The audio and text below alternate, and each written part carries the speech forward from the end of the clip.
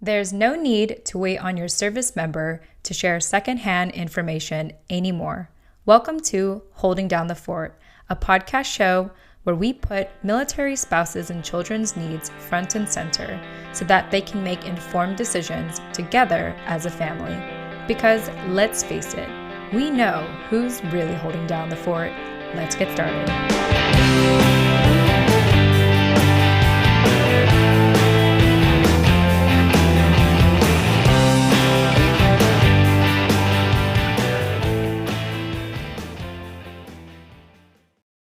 All right. Hi, everyone. Jen Amos here with Holding Down the Fort. And I am really excited because I get to interview veteran military spouse and military money expert, Lacey Langford.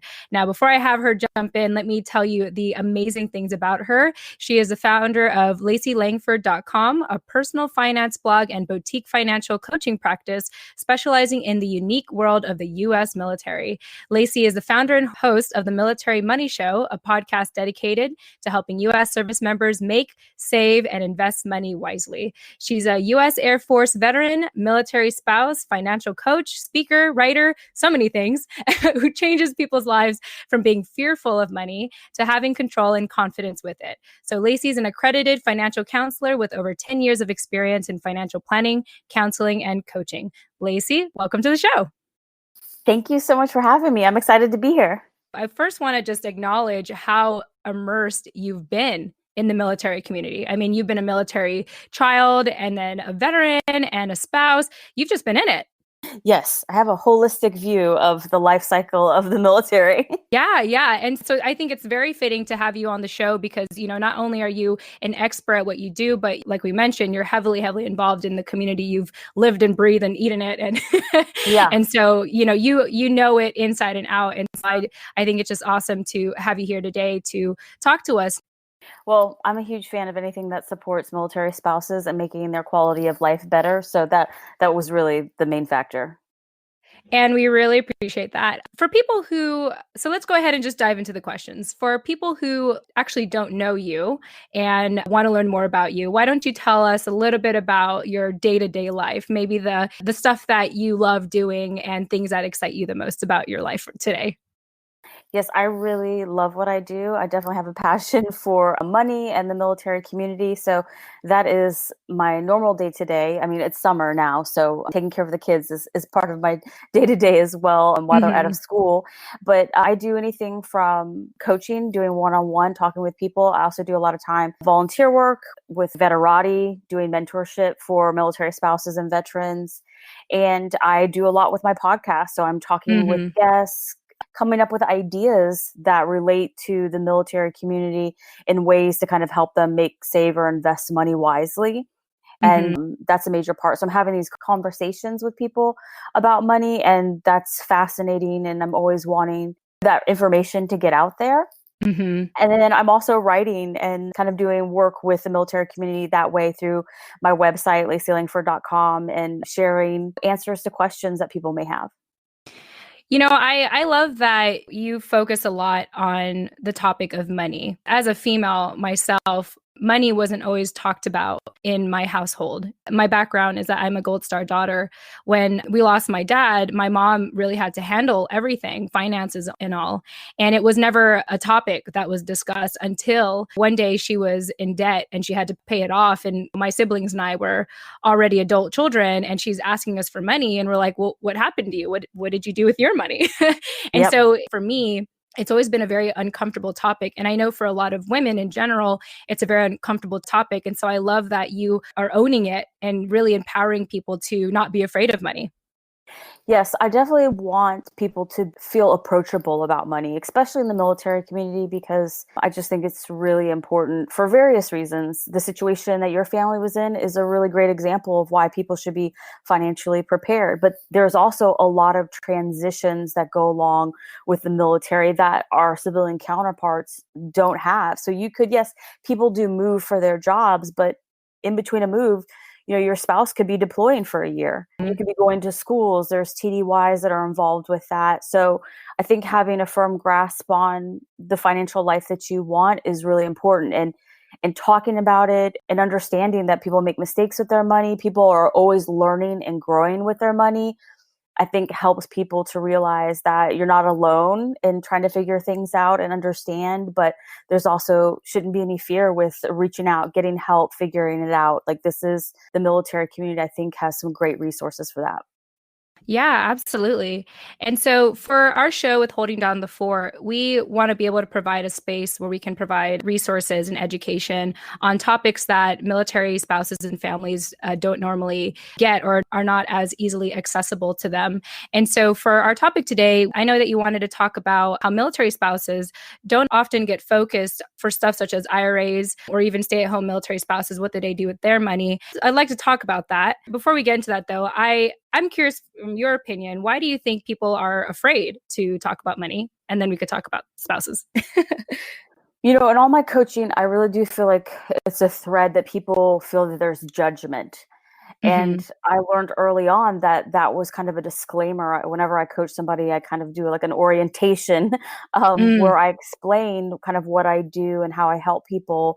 But part of that explanation is to say that, hey, I'm not here to judge you about your money, that I wouldn't want you to do that with me and my money, because I'm sure there are some things that I spend my money on that you don't value. You may think mm, that's stupid or not worth your time, but that is mm-hmm. something that I do. So I am definitely, as a coach, not going to judge somebody on it, because you earned that money. You've worked hard for it. I didn't. So I shouldn't Mm-hmm. have a say in how you spend that. But what I do want people to do is to be smart about it. If you have a ton of debt, yeah, you shouldn't be going on a brand new truck. You should, Right. maybe make some healthier decisions with your money. So I think that judgment from peers, judgment from family, judgment from people that they don't even know is impacting the way people are living their financial life. And that is definitely not the way it should be. Yeah, and I want to add upon that because, even for someone such as myself who had struggled with debt, I think I inherited it from my mom essentially. I mean, actually, I almost literally did. She maxed out one of my credit cards Oh, when I was yep. in college. But I think that money really tells a story. Of what you had to do to survive, or how you live your life. You talk about some things that we spend, the other person may not agree in how we spend our money, but really, I think the way we spend our money tells a story. You're really here telling people to not be ashamed of your story, like even if you were in debt, and then as you start to accumulate wealth, to embrace that story. So I don't know if you see it that way, but that's kind of how I interpret it. Oh, definitely. Like if you show me how your bank statement, I can tell you what you value. But you make a really good point that your past plays a major part in the way that you manage money. Whoever it is, our parents or the person that's raising us. When I teach about how you can teach your children about money, that's the number one thing, is they are going to watch what you do. So your Hmm. behavior is so important. And I call it the backpack full of BS, but everybody's got one. Our past mistakes with money, times we've been done wrong, situations where we've been embarrassed or uncomfortable, and we bring that backpack to whatever situation we're currently in, and also the relationships that we're in. So it really Hmm. does, definitely, there is a long story to tell with money. Yeah, yeah. And they do say that number one reason why people divorce is because of finances. So it's a common story for so many people. If you were raised one way with money and your spouse was raised a completely different way with money, that's difficult. If somebody was raised to manage their money and save for the things that they want, versus somebody that, like, normal for them was getting their power cut off, Mm. or there being a lot of debt, when they come together and start managing money, if they're not on point with their communication, it's definitely going to lead to some issues in the future. Yeah, absolutely. That reminds me a lot of my husband and I, even though he has a background in financial advising and stuff like that. He is a big spender when it comes to growing our business. Where for me, other than the debt story, I grew up with values of preservation. So how much money can you save? How much can Yeah. you use something until it's completely worn out and ridiculous that you're still using it, and then that you finally have to buy something to replace it. And so when we got together, I learned very quickly that Yeah. our money values were completely different. And, things that I know I could buy for $1, he'll spend an extra $10, $20 because supposedly if it's more expensive, it's better quality and just these different philosophies. But I think I found the balance. I think I know when it's okay to invest in something that I could tell is good quality and worth paying for. But at the same time, I'm still going to look for the bargains if I want to. Oh yeah, and that's too like knowing your self truths about money, that you know who you are, and to say, "Hey, I do spend a little bit more," or "Hey, I'm super frugal." Hmm. And knowing that about yourself can really help the way you move forward in life and definitely in relationships, to say, to be upfront, to be like, "Hey, I'm super frugal." So when you're blowing money like that, that's making me uncomfortable. Yeah. Yeah. So communication though is totally key. Yeah, that's a daily effort for me. Yes, it is, but that's the thing, it is that way for everybody. It's that way, Yeah. and with my husband, there's some things that he values spending money on that I don't. But Yeah, yeah. if I wanna get, like, a really cute purse that is in my budget and on sale or whatever, he's like, "Why would you spend money on that?" So Yeah, he it's yeah. just everybody values something different that they wanna spend not only their money, but also their time on. Yeah, I like the time aspect as well because, like, for example, he just got a rental car today for us to drive back to Virginia. We're in Ohio right now, and we're going to drive back to Virginia. But I know that had he reserved that rental car a couple days ago, it would have been a lot cheaper than what he's paying for. But in his mindset, it's like I'm willing to pay for convenience when I need it. So it's just kind of like, is the time what's more important, the time that I could have planned ahead, or just buying something when I need it? Anyway, we could talk about, different money values like all day, I'm sure. Yes, I could talk Yeah. about money all day. Yes, yes, you can. Yes, you can. You do have a podcast and everything. Yes. Let's go ahead and dive into the topic today, which is personal finance for military spouses. And my first question for you, Lacey, is do you feel like there's enough knowledge out there for military spouses and families to handle their finances? I do. The problem with it though is people finding it and accepting it.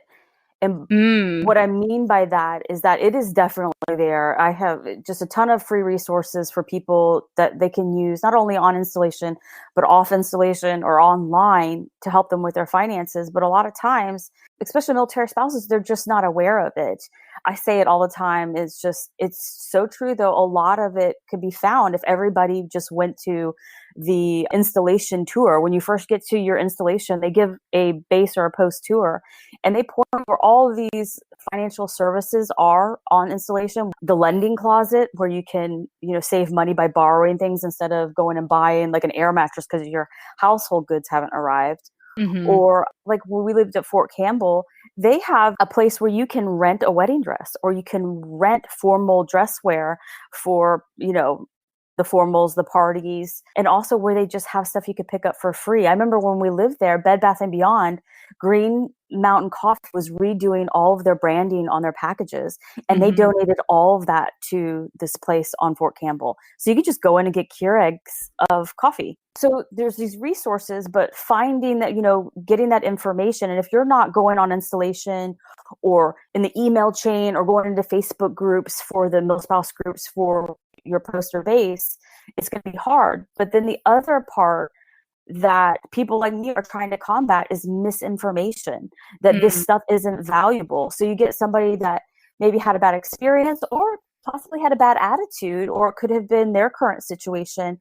And let's say they went to receive help on post for their money, hmm. then they go and tell people, oh, don't go there. It's not worth your time. Mm, When most installations, they offer classes to teach you how to buy a car. They offer you classes to teach you buy a home or major purchases. They offer classes to help you do a budget, or you have the opportunity to sit down with a financial counselor and they'll actually create a budget for you and give you mhm. tips. They'll also talk to you as a military spouse about your spouse's TSP or the options for them to save for retirement. So you can learn, because that's going to impact your financial future as well if they're saving for their retirement properly. So it's there, but it's combating this, getting out and getting it, but also the misinformation. I mean, do you think there's any other reason why they just don't maybe take the initiative to seek it out? I was really young at the time, but I didn't know that you could do military installation tours. So that's a new thing for me to know.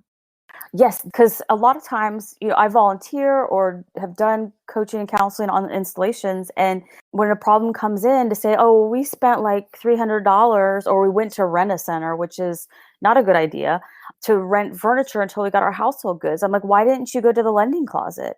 And they'll Mm, be like, well, we didn't know there was a lending closet.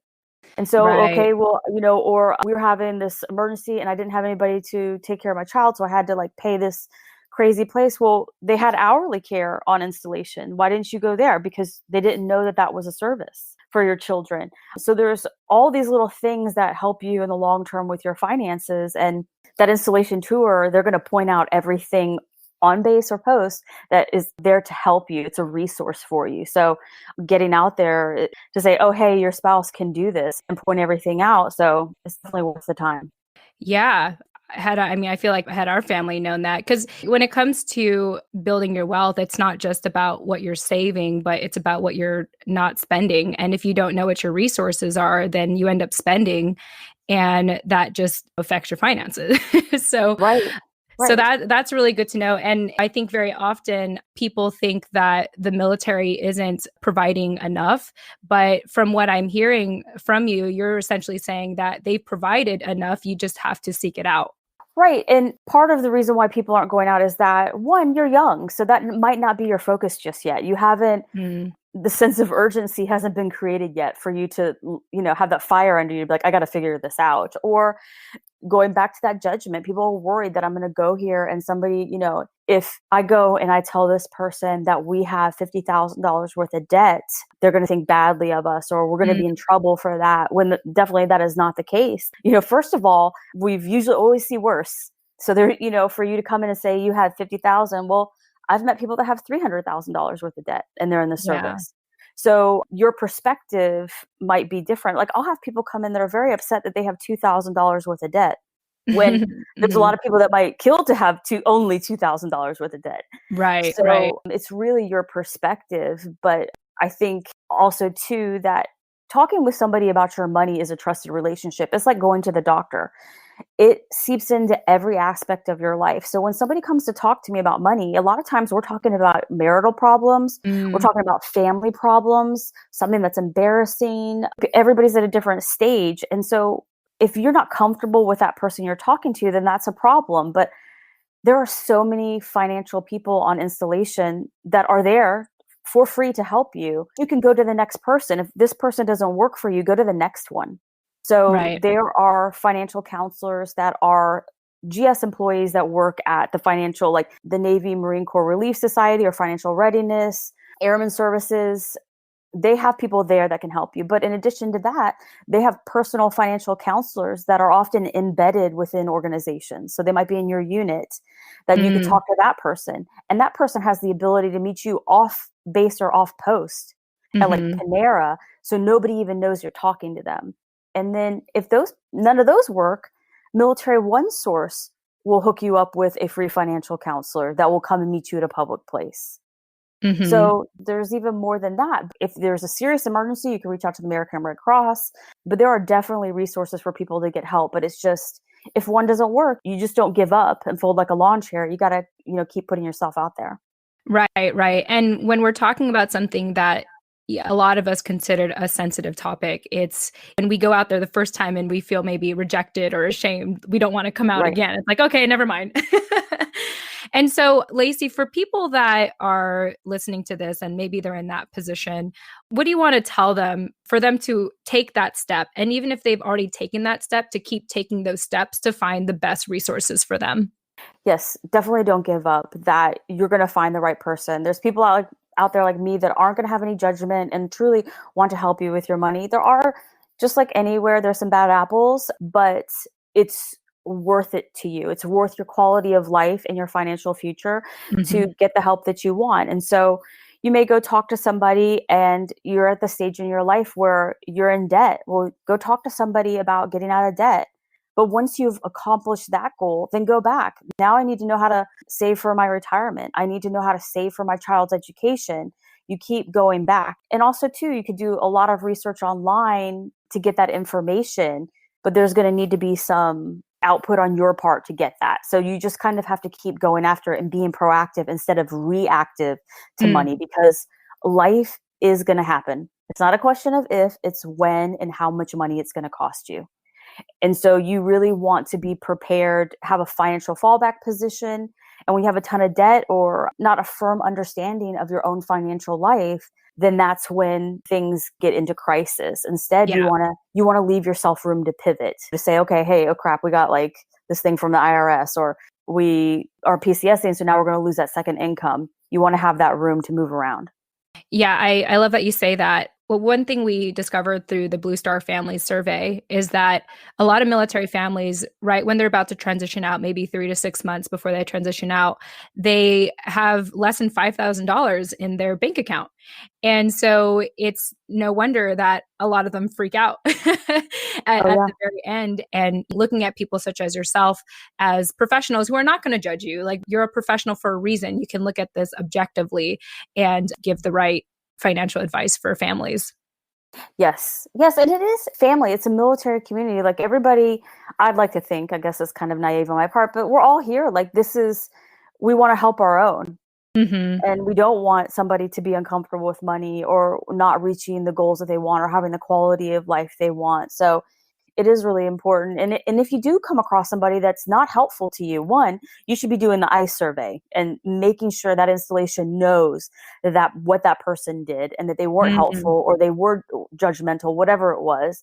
But take their opinion with a grain of salt, like, and keep moving forward. You can't let people drag you down or hold you back. Yeah, absolutely. We could probably have a whole conversation about not letting what people think of you affect your life or affect your decisions. But I think we had shared a lot of resources today, Lacey. I really want to thank you so much for your time and on all the knowledge you shared. Do you have any closing thoughts before we get into how people can get a hold of you?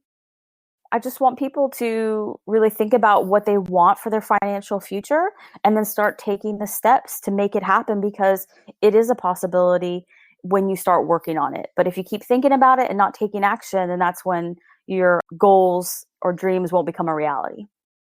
And I think that's a good lesson for everything in life. Don't procrastinate. Yeah. If you want something, you can work on it little by little every day and not push it off, because it will accumulate. And then before you know it, you're in this crisis state, and it's not a good place to be in. Yes, for sure. Awesome. Well, Lacey, I appreciate you so much for your time. In case anyone wants to get a hold of you, how can they get a hold of you? My website, laceylangford.com, is a great place to check me out. Reach out to me. It's Lacey with an E. Or on Twitter, you can tweet me at Finance Lacey, or on Instagram, Lacey Langford. So please reach out, especially if you have a question about money.